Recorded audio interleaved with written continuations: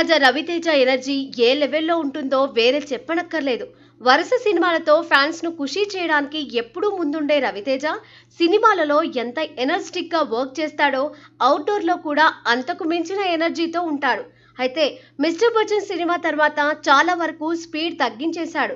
ధమాకా చిత్రం తర్వాత రవితేజ నటించిన సినిమాలన్నీ బాక్సాఫీస్ వద్ద డిజాస్టర్ గా నిలిచాయి. దీంతో సరైన బాక్సాఫీస్ హిట్ కోసం రవితేజతో పాటు ఫ్యాన్స్ కూడా ఈగిర్గా వెయిట్ చేస్తున్నారు. ఇలాంటి టైంలో ఆడియన్స్ లో ఎక్స్పెక్టేషన్స్ పెంచిన చిత్రం మాస్ జాతర.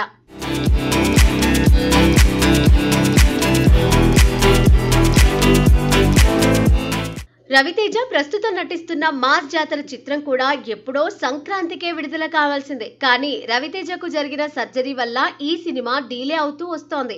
పోనీ ఈ సమ్మర్ రేస్ లో అయినా సినిమా ఉంటుందా అనుకుంటే అది జరగలేదు. చివరకు ఈ సినిమా ఈ ఏడాది చివరిలో విడుదలయ్యే అవకాశాలు ఉన్నాయనే టాక్ వినిపిస్తుంది. సితారా ఎంటర్టైన్మెంట్స్ బ్యానర్ లో భారీ బడ్జెట్ తో వస్తున్న ఈ చిత్రానికి భాను భోగవరపు దర్శకత్వం వహిస్తున్నారు. ఈ చిత్రం నుంచి రిలీజ్ అయిన టీజర్ సాంగ్ ఫ్యాన్స్ లో ఫుల్ జోష్ ను నింపింది. దీంతో మాస్ జాతర సినిమాతో రవితేజ మరోసారి తన సత్తా ఏంటో చూపించడానికి రెడీ అవుతున్నట్లుగా తెలుస్తుంది. ఈ చిత్రంలో మాస్ రాజా రవితేజకు జోడీగా ధమాకా బ్యూటీ శ్రీలీల హీరోయిన్ గా నటిస్తుంది. బీమ్స్ సిసిలోరియో మ్యూజిక్ అందిస్తున్నాడు. అయితే మాస్ జాతర సెట్స్ పై ఉండగానే నేను శైలజ చిత్ర డైరెక్టర్ కిషోర్ తిరుమల దర్శకత్వంలో ఒక ఫ్యామిలీ ఎంటర్టైనర్ ను తెరకెక్కించడానికి రెడీ అవుతున్నాడు.